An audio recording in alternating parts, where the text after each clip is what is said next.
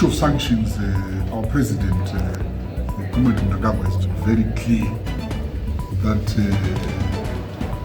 we want the sanctions on Zimbabwe to be lifted. And that message has gone beyond Zimbabwe. It's now a regional message at the SADC level. And the message has also gone beyond the region. It's a continental message that's coming out of the African Union. And it's a message that's also coming out beyond the continent from all the progressive forces to say that the sanctions on Zimbabwe should be lifted. But that aside, as a government, as a people, as a country, we have said through the mantra that His Excellency President Manungo has shared with the nation, we are responsible for our destiny, and sanctions or no sanctions, we will prevail.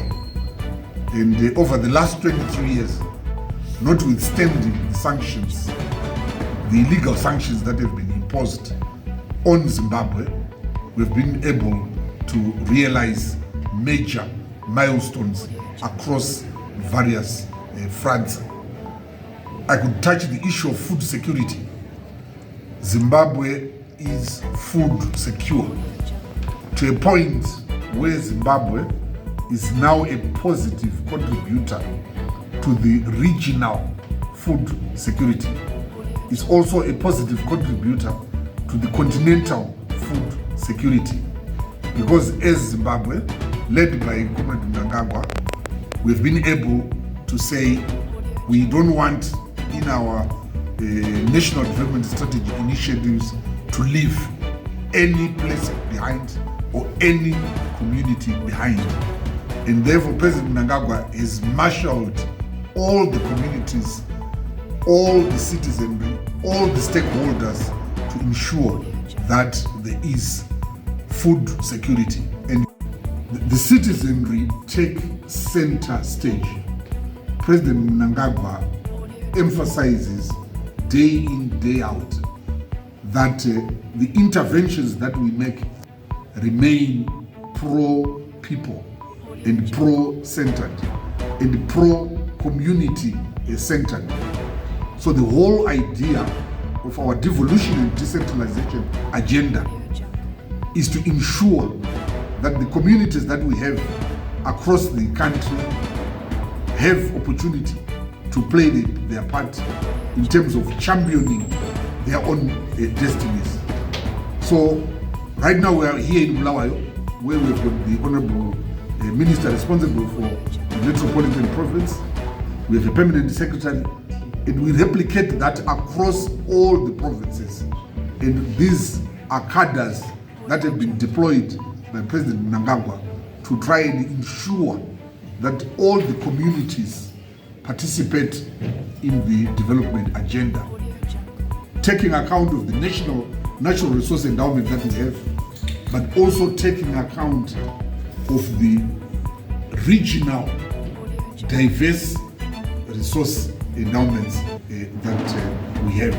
So the issues of decentralization, the issues of devolution, all those are meant to empower the citizenry to participate in the overall economic development.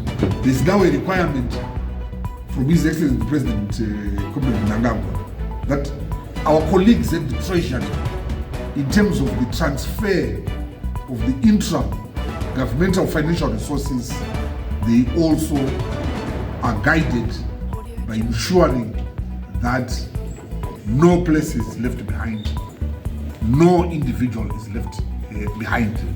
And community participation is what will drive the requirement that there is equitable participation of all communities in the development of this country and in the development of the various regions that we have. Well, the secretaries that His Excellency the President has appointed, they are the drivers, they are the coordinators across the various ministries that we have, the various departments that we have, in the various agencies of government that we have. Because when we are implementing the National Development Strategy #1, we've been able to break it into 14 developmental thematic areas. So you will find that the various permanent secretaries are constituted into the 14 thematic areas to try and coordinate and to try and ensure that we implement the development agenda across the country. So the permanent secretaries are required by Comrade Mnangagwa to provide servant leadership in championing the development agenda across the various 14 thematic areas that we have. It could be issues around utilities, it could be issues around infrastructure development, it could be issues around food security, it could be issues around value addition.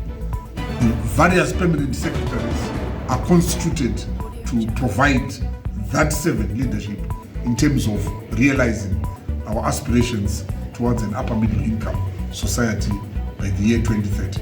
Additional strength to try and ensure that we are consistent with our national vision towards an upper middle income economy by 2030.